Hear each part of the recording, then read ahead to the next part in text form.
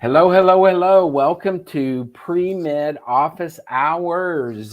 This is February the 8th, 2023. We are here. We are real. We are excited. I am a we are robot. we are not taped, or we are live in person in your living room or whatever. Um, Now, I'm Dr. Scott Wright, and we are here as we are almost every Wednesday of the year to answer your questions.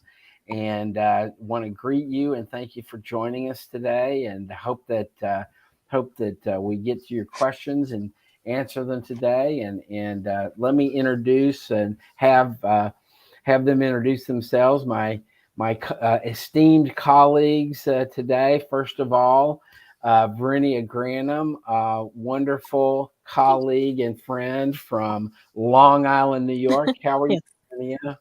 I am doing great live in the flesh, not Right, chat GPT. I am not an AI. right. I am here. Happy to be here.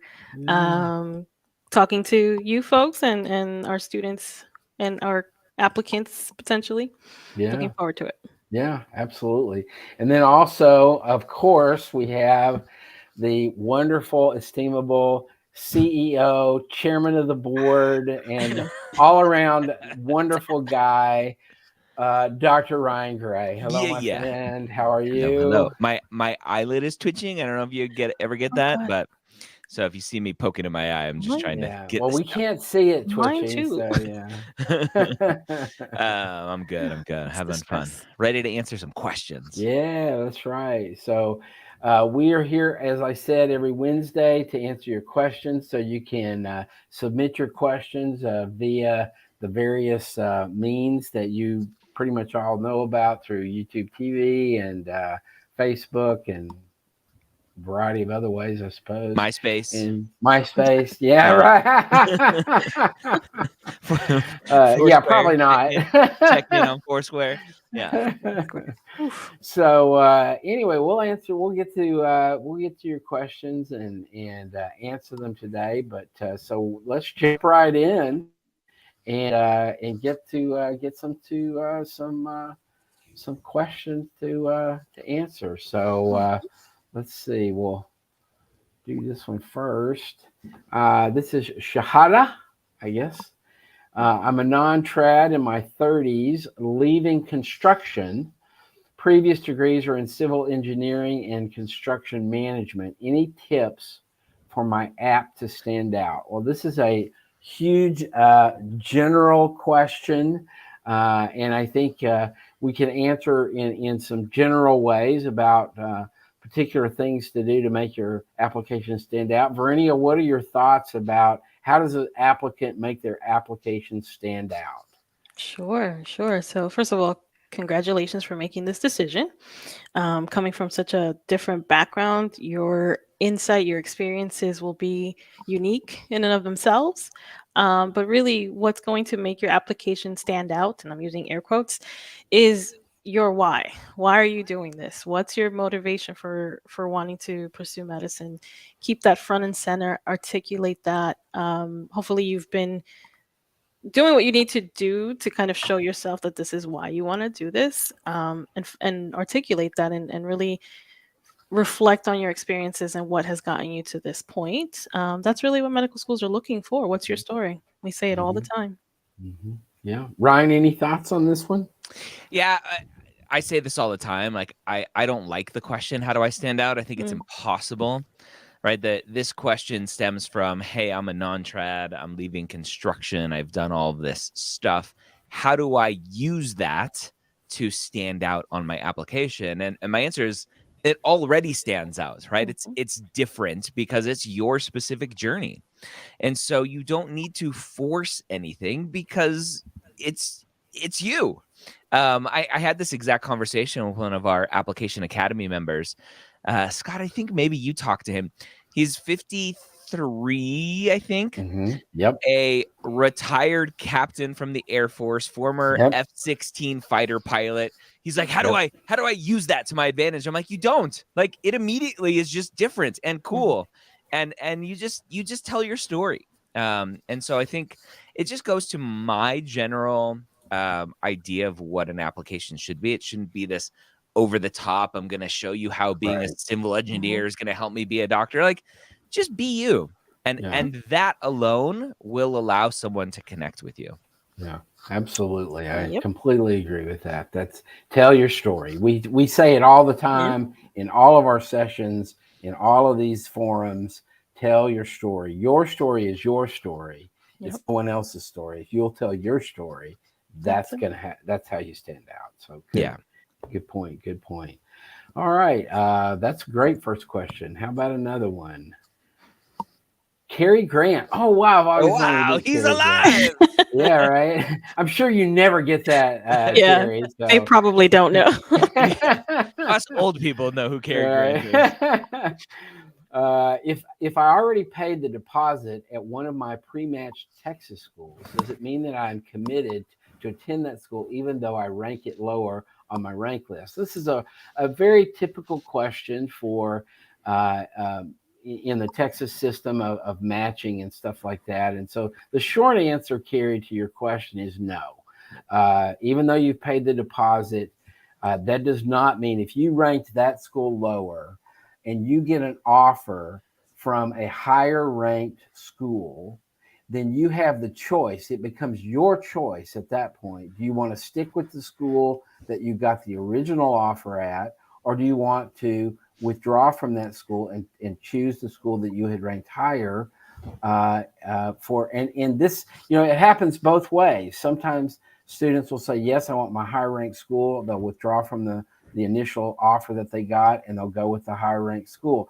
Other times, depending on what time of the season it is, they've already got an apartment in the other city and they've got, they've sort of connected with classmates and stuff through the various things that happen. And so they end up just wanting to stick with the original school that they'd gotten the offer. But it is up to you. You're not committed to that, even though you've paid the deposit. You'll be able to make that switch. And Scott, correct me if I'm wrong. I actually recorded some videos on this recently for our Academy members. That is true in terms of, hey, I interviewed at 3 schools. I have 3 acceptances. I put deposits down on all 3 schools. None of those deposits are committing to the school until the match list. And then if that student ranks one school higher, that's more of a committal because of the match list. That's correct. If you in the match itself in February, it's usually around 1st of March or end of February. In the match itself, your rankings will dictate that. Yeah. And so if you rank the school, you interviewed at 3 schools and you ranked school X as your highest ranked school and you got it, then you're going to be automatically withdrawn from the 2 lower ones that you There's had no lower. takebacks there. No, that's correct. Because it's based on your preferences that Correct. you entered. Yes, that's correct. Okay. Yeah. Good question, Carrie. Thank you. All right. We got another one, I think. Wyatt. How's it going? I'm not even going to try that last name. I'll just say Wyatt. I'm going to ask a former TA grad student for a letter of recommendation. Should I get a professor to co-sign the letter, or does it not matter? Ryan, what are your thoughts about this? This is a not an unusual question with regard to letters from a TA or a grad student or somebody that's not the professor of record. Yeah, I think unfortunately, it's like this double thing that we say of like the prestige or the title of the person doesn't matter in terms of are they like the president of the university or whatever. It's who knows you the best. And very often in these situations, it's going to be a TA or a grad student who's running smaller lectures or QA sessions, whatever, that's going to know you the best. And the requirements from the med school are professor letter of recommendations. And so it's this like, it doesn't matter, but it does. So I would get a professor to probably sign it, have the grad student write it and have the professor sign it. in that situation. Yeah. Yeah, I agree with that. I think, if the professor's not willing to just sign it on their own, co-signing it with the grad student is fine. But I think definitely I agree, Ryan, completely. So that's awesome. Hope that's helpful, Wyatt. All right, Nelson Antonio Reyes. If you reapply, but your setback is an MCAT score, do you guys suggest recrafting from scratch your personal statement? So, Verinia, this is a pretty common question from reapplicants. What do I do with my old personal statement? Do I need to rewrite it? Whatever. What are your thoughts here? No, you don't. You're saying your setback was the MCAT score, then focus on fixing that. Your story is your story. Your why medicine, as long as you've addressed that in your personal statement. I don't know how far back you applied. Maybe you've had some new insights or maybe new experiences that you want to talk about in your personal statement, but it's not necessary to start from scratch. Yeah. So notice like the answer that you gave is you don't have to start from scratch. That doesn't mean you don't massage or Right.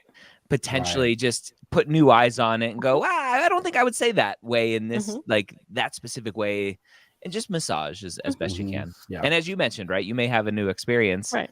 that you're like, I want to write about this because I think I can reflect on it better. Exactly. Yeah. Yeah. Good. That's a good point. Good point. Yeah. All right. Good. I hope that's helpful, Nelson. Chinny 4V. I have an undergraduate degree in biotechnology from India and an MBA from the USA. Do I have to do undergrad studies in the USA in order to apply? I am doing my prereqs at a community college. So this is a fairly common question for those who have done undergraduate studies outside the United States. Ryan, you were kind of shaking your head there. What do you think? Yeah, unfortunately, we are very elitist when it comes to education. The far majority of schools are going to want to see education credits, undergraduate credits from a US or Canadian schools. Luckily, our friends up north are saved from this. So, like my wife, for example, went to a Canadian undergrad, and the med schools here in the US don't care about that, but they're not going to like the classes from outside of our two countries. So I have a friend who's one of the Blueprint tutors. He went to school in England, very prestigious university in England. And they're like, yeah, no. Wow. He found a few schools that would accept 30 credits of US credits versus the standard 90. we always see and hear is 90 credits, which is basically a whole nother degree. Yeah, I don't know. Like it's one of those questions of, do we need to be so elitist when it comes to that or not? But that's just the way it is for now. Yeah. And so, Chinny, I think the news is not good, unfortunately. I think just doing your prereqs at a community college is not going to satisfy the requirement for most of the medical schools in the U.S. And I think you're going to need to set your goal at 90. 90 credit hours if you want to apply pretty broadly. Then you'll have to do the prereqs at a community college and then move on to a university to get some additional credits. It's one of those situations where make lots of phone calls, send lots of emails. You may find a lenient ear go, yeah, we would definitely look at your application. Good questions today so far, so that's awesome. All right, Faith. What advice do you have for writing activity descriptions when you don't have a specific story for the activity? Yeah, this is a really good question. I think because we typically suggest that even in the activity descriptions, telling some level of a story can be with reflection.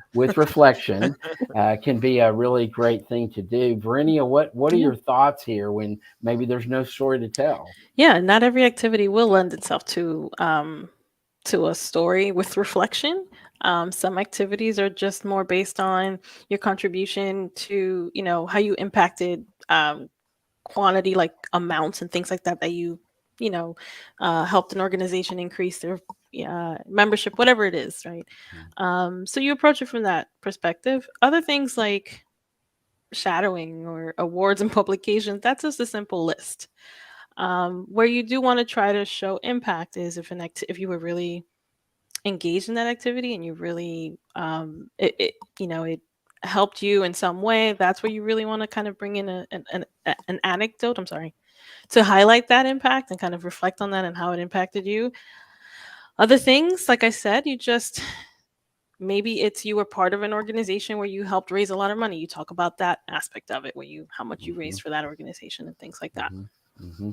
That's Yeah, it. now, and I think especially for the three most meaningful, obviously on these three, there's going to be a greater level of detail Mhm. in the additional essay and as well as the activity description. And so in those cases, I think it is pretty important to be able to go into, maybe an anecdote, as Yeah. you said, Verinia, or some level of, pretty detailed Mhm. reflection on kind of what that was about for you.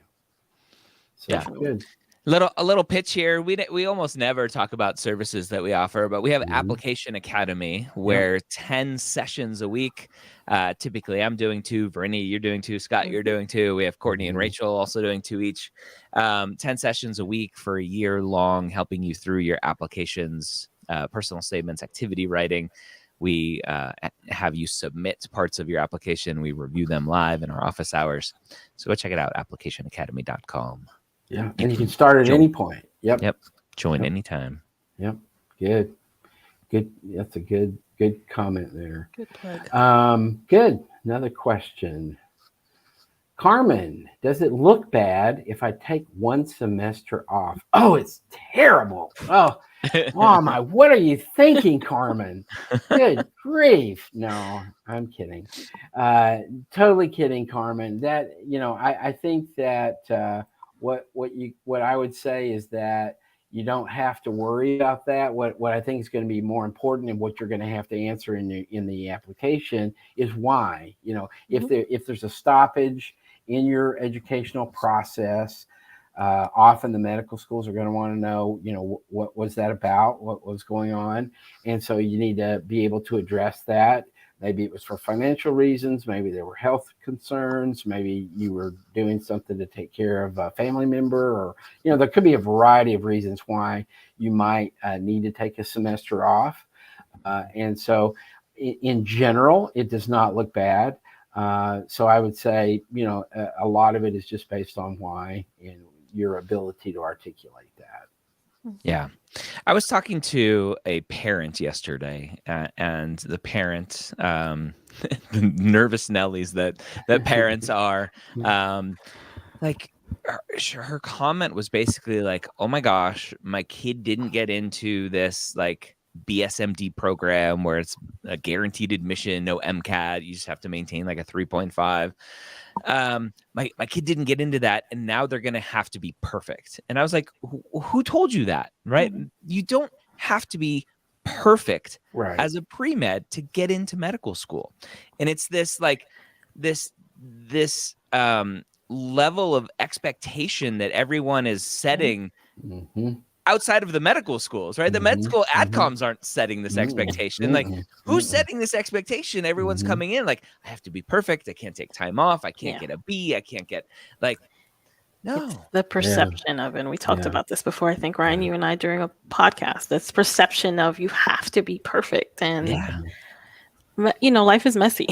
Yep. Some of that stuff is what actually helps you understand life and understand what it Mm-hmm. means to take care of people. Mm-hmm. So it's not about perfection. It's just about relating to people, understanding why you want to help people and wanting to help people in the first place. Yeah. So no perfection. Yeah, and I would like to say two things about that.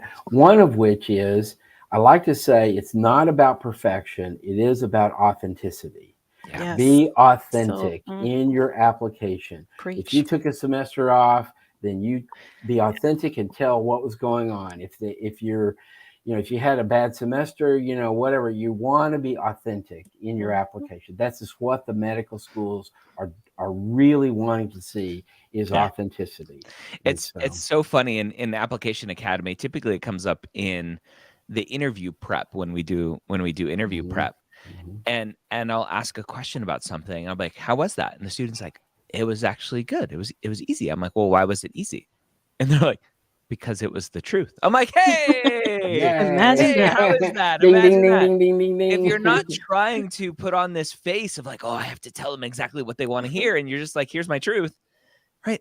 It's so much easier. And Carmen, like, if you take a semester off, and a lot of secondary essays will ask, like, if you've had any break in your education, let us know why. You just tell the truth. Like, I needed to take a break, and then I came back. There you go. Yep, there you go. And the other thing I would say about this, Carmen, and to the rest of those listening, is this: often where, and this goes back to what you were saying, Ryan, about having to be perfect or whatever. Often you will see this as well as other erroneous information on Reddit and on Student Doctor Network. And so here's encouragement, ladies and gentlemen.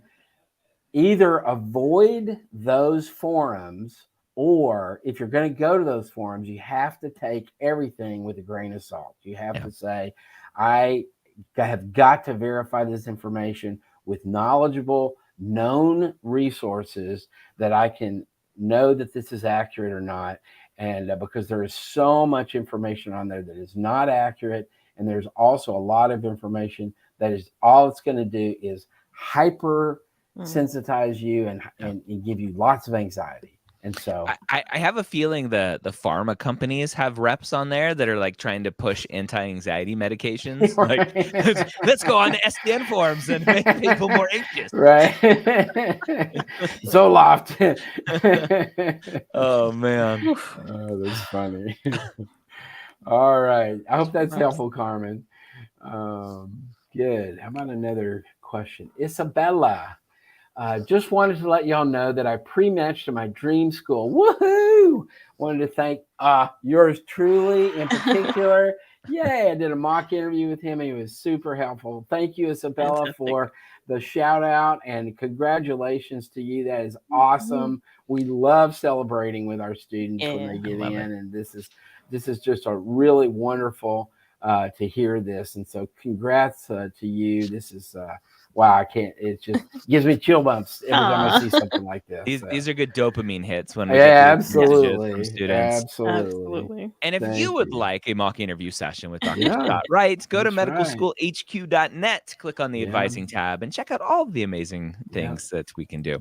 Right, our mission here is to give you all of the information you need for free. That's why we're here every week doing pre-med office hours. That's why I do all of the podcasts for free. And there are always some of you that want to work one-on-one with us, or in a group setting like Application Academy. And so you can go check us out, medicalschoolhq.net. We're throwing up all the stuff. Medicalschoolhq.net. Check out how we can help you. Yeah. Awesome. Good. All right. Another question. Thank you again, Isabella. That was wonderful. RM. How do people get in-person shadowing? I'm told it's illegal to shadow when I request. I have virtual shadowing. Okay, first of all, are you in Canada, RM? Yeah. I mean, I don't know. RM, I don't know where you are, but I think there's one province in Canada where it is illegal. Yeah, I've heard that. Wow. Maybe so. I don't know, RM, if you're in Canada or not, but in the United States, in general, it is not illegal. I think sometimes. My experience with clinics, especially, not hospitals generally, but with clinics and doctors' offices, is if they don't want to deal with it, if they don't want to deal with you or with this process at all, then they say something like it's illegal, or HIPAA won't allow us to do that. So they just use that as a way to kind of fluff it off and get rid of you. And so RM says I'm in the U.S., so I do not think that's applicable. RM, that's a kind of fits in the BS category. Just move on. Go call someone else. You might. Go ahead, Bernie. Sorry. No, I was just going to suggest you might have to start out volunteering somewhere if they are willing to take you on as a volunteer at a clinic or a hospital. And then that kind of opens the door for you to potentially have an opportunity once they get to know you to invite you to shadow. I think a lot of times offices are nervous to let anyone in. But maybe start there. Start looking into volunteering opportunities. And that might open more doors for you. Yeah. And I would say a couple of more things about this, RM, because we get this question a lot. about shadowing and trying to find shadowing opportunities. If, first of all, network. If you have anyone that is in healthcare at all, doesn't have to be a doctor, but in healthcare at all, if they're a nurse, a PA, or a physical therapist, or whatever, try to use them and network with people that they know, doctors that they are familiar with, that they can connect you with. Use the networking process. If you don't know anybody like that and you're having to just kind of cold call, my suggestion is do it in person. Go to the offices. It takes effort, but go to the offices. Take a resume with you, kind of a one-page resume that says, here's who I am and here's what I'm looking for and here's where I go to school and whatever. Yep. And then also tell them that you're willing to do whatever. If they'll let you shadow, if they will let you shadow, then you're willing to, answer the phone, or you'll take out the trash, or you'll sweep the floor, or whatever, that you're willing to also help them out if they'll help you out. Yeah. And I had a student yesterday that I was working with who did that very thing, went to clinics, and ended up, he's not going to get a shadowing opportunity.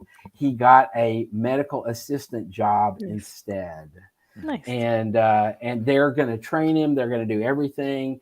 And so it just turned out to be a super fantastic thing for that particular student. But it takes a lot of effort. And you can find them. That there are doctors out there who will be sympathetic to your situation. Yeah. So two other thoughts there. HIPAAtraining.com. Mm-hmm. We're not affiliated with them. I've talked to the people that run it before. A lot of med schools use it as their training platform for HIPAA. Go there. It's like $20. You can get HIPAA certified. Mm-hmm. That removes one what do you call that, objection from the office. Be like, oh, HIPAA's an issue. Like, oh, look, I'm already HIPAA certified. Yep. So you could potentially do that. And then in terms of networking, another thought is your family's doctor. So like one of the first person that I like officially shadowed after my first round of rejection from med school was my mom's orthopedic surgeon. She had a doctor's appointment. She was like, hey, my son's trying to get into medical school. Do you allow students to shadow? And they're like, yeah, sure. And so that's who I shadowed for a long time. Yep. And then your own physician, like whether you're in, we always joke around when students talk about this, be like, oh, I'm going to shadow my gynecologist. I'm like, I hope you didn't ask like during an exam, like, hey, while you're there, can I shadow you? And it's so funny because it happens all the time. Like, it's silly, but women are like, I asked my gynecologist, and they said yes. Like, ask your doctors because they already have a relationship with you. They know you better than just someone coming off the street or in a phone call going, hey, can I shadow you? So that's a good opportunity as well. Take grandma to the doctor. Yeah. Talk to her doctor. There you go. Yeah. Yep. So those are great pointers, Ryan. Get HIPAAfied, number one, and the number two, ask your own doctor. HIPAAfied, not in the cool and hip way, but the HIPAA way. Yeah, that's right. Get HIPAAfied. All right, another question. Sonia, is 24 credits of a post-bac GPA of 3.8 and an overall science of 3.03 a good place to apply, or would you encourage more credits to prove academic capabilities? I mean, this is a very good question, as all of these have been so far. And what I would say here is that to me, honestly, Sonia, I think 24 credits sounds a little low to me. I think that's great. As long as they're all science credits, it's certainly going in the right direction. I would say the more that you have, the more credibility you're going to have with the medical schools. I typically suggest somewhere between 35 and 40 hours of all science, hard science credits. To make the contention that this is a real thing for you. So I would say, kind of think about that. I'm not saying don't apply with 24 credits. I'm not saying that won't get you where you want to go, but I'm saying in best, my experience suggests that the more you have, the better. And I kind of like the idea of the upper 30s or approaching 40 as a kind of a benchmark. So think about that. Agreed. All right. Alex, any tips for writing a letter of intent? Should I include updates to activities in this letter as well? Thank you. Ryan, this is a question we get a lot about letters of intent, letters of update letters, stuff like that. What are your thoughts about these kinds of letters? So I think the letters work better just in general if you have an acceptance, because it looks like it's less out of desperation. Like, I want to come to you, please. I don't have any other place to go. If you have an acceptance already, you can say, hey, thank you, especially post-interview, right? Letters of intent are definitely post-interview letters. Letting them know, I want to come to your school. I do have another acceptance, which I'm grateful for, blah, blah, blah. And here's why I want to come to your school. Short, sweet, to the point. These people don't have a lot of time, and they may read it. They may just throw it in your file. So make it short and sweet. Combining it with updates to activities, I don't think you need to unless there's really something super glaring. They obviously, again, hopefully this is post-interview. They've interviewed you. They like you. So I don't think you really need updates to activities unless there was something super glaring, or maybe it came up during the interview, like, hey, what's going on here? And you can potentially post an update there. But yeah, that's it. Yep. Yeah, and I would add to that when we talk about letters, what we're generally talking about here is emails.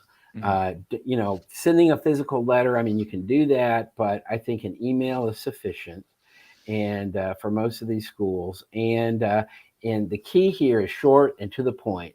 If they have to scroll too much, it's not going to be good. Yeah. So short, sweet, get it over with, get to the point, and end it. Yeah. And one quick clarification. Dr. Wright, you just mentioned emails / follow whatever the rules are for that school. Some schools don't want letters of intent. Right. Some schools will say, we'll accept a letter of intent, but it has to be through our portal. So just make sure you're following the rules of the school. But yeah, I had one student once overnight a FedEx letter, and they got an interview and was accepted ultimately. Oh, wow. But it was like more very super official, like overnight FedEx. Well, back in my day, click, I will click, say, click, click, yeah, click. Right. I will say, shut up. I did not use a typewriter. Chisel on stone. Yeah. Wow. Form. Oh, boy. So back in the day, I remember one student who sent his letter of intent was this sort of, it's hard to describe, but for lack of a better word, it was a magazine that he had created all about himself. It was 4 pages long. It was this folded thing. It had photographs, it had stories. It was just like a magazine all about him. At least it wasn't like a calendar or like a firefighter calendar. No, it wasn't a firefighter calendar. No. Be like, I am January through December. Oh, boy. Hopefully that's helpful, Alex, even though we sort of veered off. Do you know what happened to that candidate? I do not remember. I don't recall what happened with that candidate. That he sent that, FedExed it to us, and it was color, printed on color printer or whatever, and everything. Awesome. It was really fancy and it was very impressive, but it was a little over the top. So it was a little. Speaking of desperation, all right. Moving right along. If only they put that effort into their grades. Right, exactly. Bruce Taylor. Bruce, what is clinical experience really? Shadowing versus labs versus front office scheduling and follow-ups. This is a good question. Here it is. We get this a lot. What is clinical? Verinia, Sure. Tell us I'll what take a this stab at it. It means. sounds like Bruce is angry. Like, what is Right? it really? Yeah. I hear you, Bruce. I hear the frustration. So clinical experience is any opportunity in which you are impacting another person and directly impacting their healthcare through some way. So you're either caring for their needs as a like a home health attendant, or you're a phlebotomist taking blood samples, things like that. You're directly impacting their health in some way. So that rules out shadowing. That rules out front office scheduling. You're not directly involved with the patient in in that scenario, right? You're shadowing, that you're just observing the doctor. Admin stuff like scheduling appointments, you're not involved with the patient. So that's how we define clinical. Any opportunity where you're hands-on. What is it that Ryan says? If you can smell the patient, it's probably patient care. It's Yeah. probably Right. clinical. And it doesn't mean I had one person one time was like, that's so condescending to patients. I'm like, I didn't say they smelled bad. I'm like, Right. you smell them. You're Like you close. walk into the house and your house smells because someone's cooking. Like, Exactly.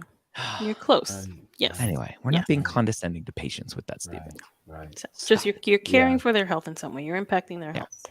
Yeah. So the things we think about, right? EMT, phlebotomy, Mhm. CNA, MA, Mhm. ER tech, surgical tech, hospice care Mhm. Mhm. are all great Nursing things. home. Right. Mhm. Nursing home, it all depends on what it is.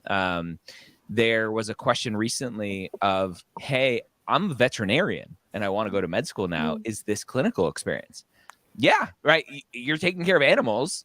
It's clinical experience, and you need some human clinical experience too, Mhm. Yeah. right? Mhm. Same Yeah. thing, physical therapy. Like if you're a PT assistant, Mhm. And um, dentistry. Mhm. dentist, Mhm. definitely dentistry. Like those are clinical experiences. Again, assuming Mhm. you are doing things interacting with the patient.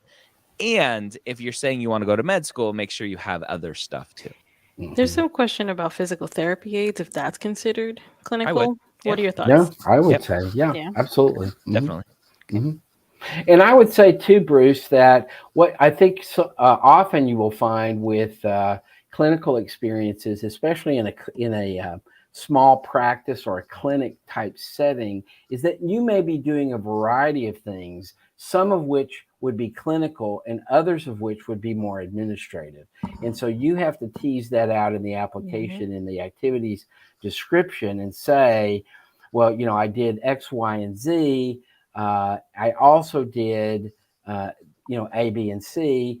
About 50% of my time was spent in clinical setting doing clinical work with the patients, and 50% of my time was more administrative. So it would not be unusual for there to be a mixture of things, especially in like I said, a small Mhm. practice or a clinical type Yeah. setting.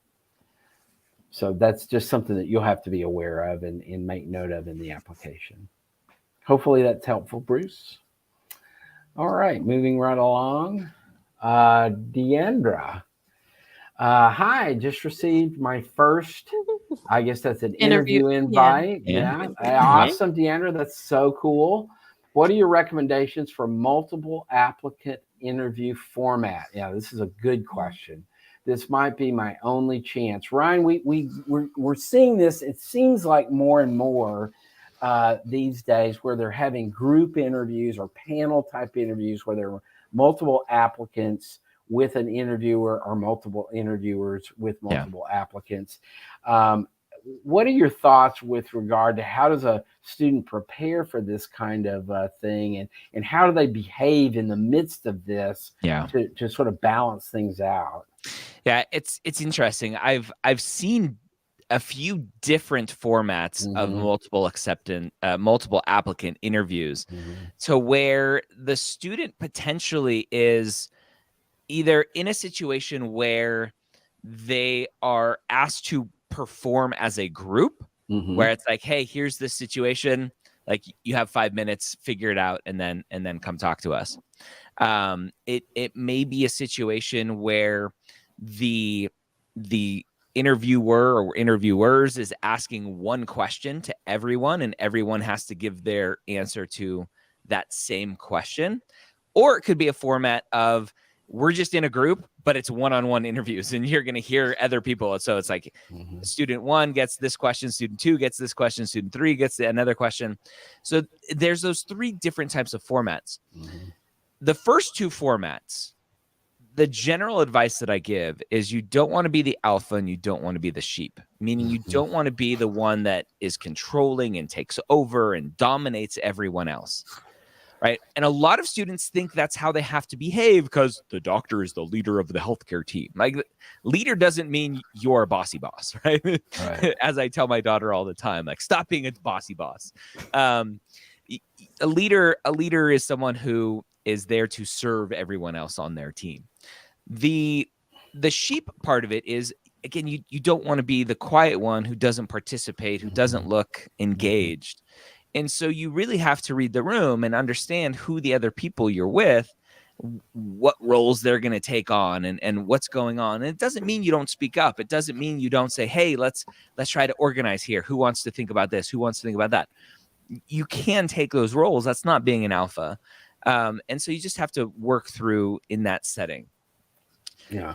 In a group kind of working way. If it's a situation, the second one that I mentioned, where it's the same question to everyone and everyone gets a chance to answer, sometimes they'll pick on you to go, okay, we're just going to go down the line. Sometimes they'll just leave it open and you have to like go, okay, I guess I'll answer now. My general response to that is, like my response is for everything, my advice is for everything in the interview prep, is treat it like real life. Don't ignore the people that you're with. Don't ignore the other answers that have been given. Be like, oh, I really like what Johnny said about this. I think I would actually think about it a little bit differently because of X, Y, or Z, right? Use their responses and recognize them and appreciate them and disagree with them sometimes if you need to. And then the third one is just a standard one-on-one interview. You just you happen to be with other people. Right. Yeah, that's exactly right. I find these that I think medical schools are going to not necessarily the group exercise thing. I think that's maybe not as normal. I think some schools do that, but the multiple applicants with an interviewer, they're doing this because it saves them logistically time and effort and human resource. So I think that, schools, the interview process is incredibly time consuming and very human resource intensive. And so I think that's probably why this is happening more and more often. But hopefully that's, Deandra, helpful to you. Good luck on your interviews. Let us know, keep us posted on how it goes. We'll be rooting for you. Yeah. And if you want to do a mock interview with one of our team members, there you go. You can go to medicalschoolhq.net, click on the advising tab, go to the mock interviews, and you can see our schedule before you book. Yep. All right. Another one. I think we've got a few more. Time. Yeah, we got about 10 minutes for another. I see a nice one here. I can put this one. Okay. Vincent, why do Caribbean medical schools traditionally get a bad rap? Their websites claim a high match rate, but people state otherwise. Example, St. George's. Ryan, this is a very good question, and one that I think is applicable to students, that especially those that are considering Caribbean medical schools or medical school outside the U.S. Can you talk a little bit about what Caribbean medical schools, being for-profit institutions, a variety of things related to that? Talk a little bit about kind of what's going on here. So right off the bat, right, for-profit status to me doesn't mean anything. As Uncle Ben says in Spider-Man, with great power comes great responsibility. You can be for-profit like we are. We're a for-profit organization, and I think we're doing some good. There are nonprofit organizations through the medical school world. There are associations in America that work with medical colleges that are nonprofit that are a little more evil. And so the for-profit, nonprofit to me is less of a concern. We have for-profit schools in the U.S., for-profit medical schools that are great medical schools that are doing amazing things. With that said, There are several Caribbean medical schools that, at least one that I know of, that is undergoing some issues legally with their claims. The problem with the claims, and I will say that undergraduate institutions do this as well. Pre-health Yep. offices do this as well. Yep. They will say, hey, 95% of the pre-med students that we work with get into med school. And what they don't tell you is that it's the pre-health office is saying 95% of the students that we agreed to work with are getting into med school. The other students, they were like, oh, we're not going to work with you because of your stats or because of your whatever. Right. And so there's a huge selection bias there. And that's what's happening with Caribbean medical schools in terms of their acceptance rates, or rather their typically the claim is board pass rates. Yeah. Is hey, 95% of our students pass USMLE step 1, step 2, whatever, first time they take it. What they're not telling you is that, and this is well known, but it's just not well publicized, is that they are giving basically practice tests to students. And if students aren't scoring high enough on practice tests, the school will not let them sit for their board exams. And so again, if you don't let a student sit for the board exams, they're not going to count against you if they're not going to pass. And so there's a lot of selection bias there going on. Now, in terms of the match rate itself, I'm not sure how you game that, because that's public information. You know if a student matches or not.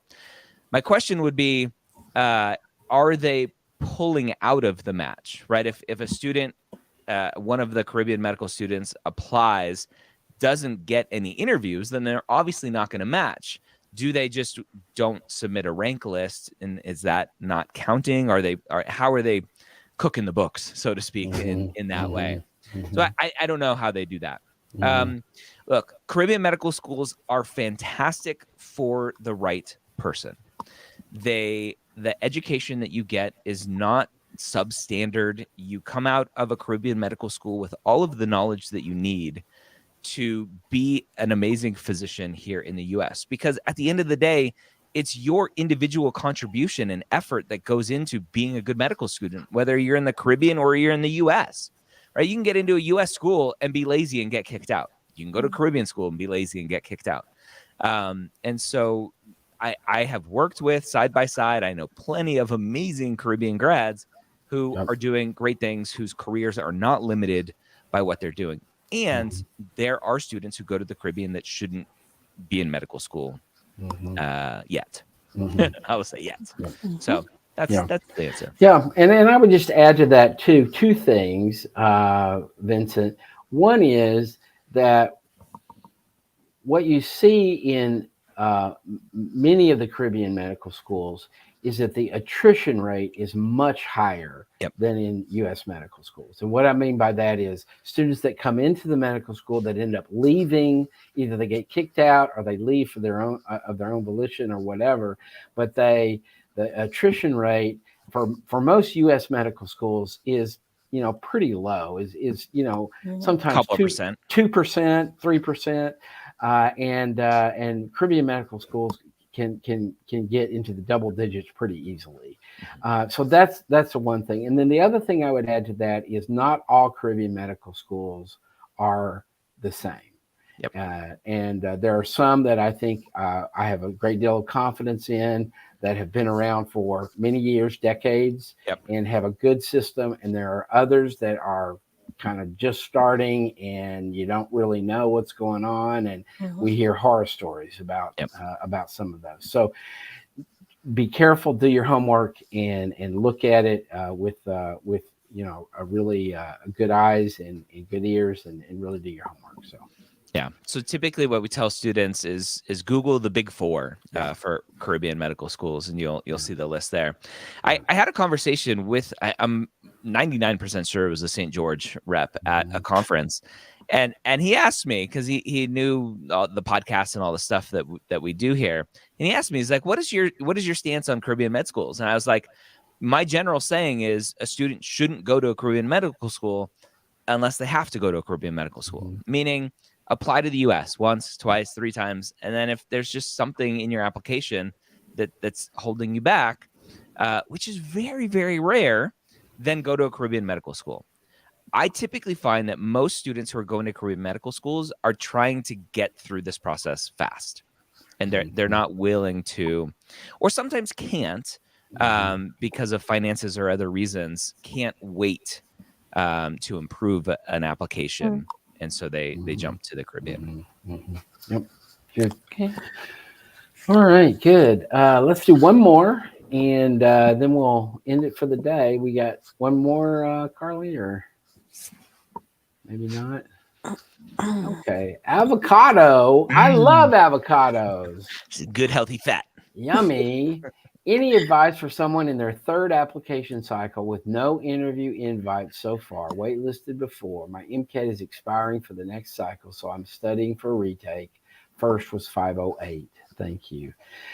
Verinia, this is a story that we see sometimes, that somebody who's gone through multiple cycles, who has not been successful yet. What is your advice for somebody in this situation? Go to a Caribbean school. No. I mean, this potentially is the perfect kidding. Yeah.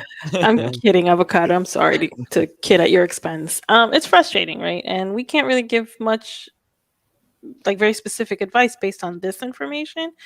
I would encourage you to sign up for a free Mapped account.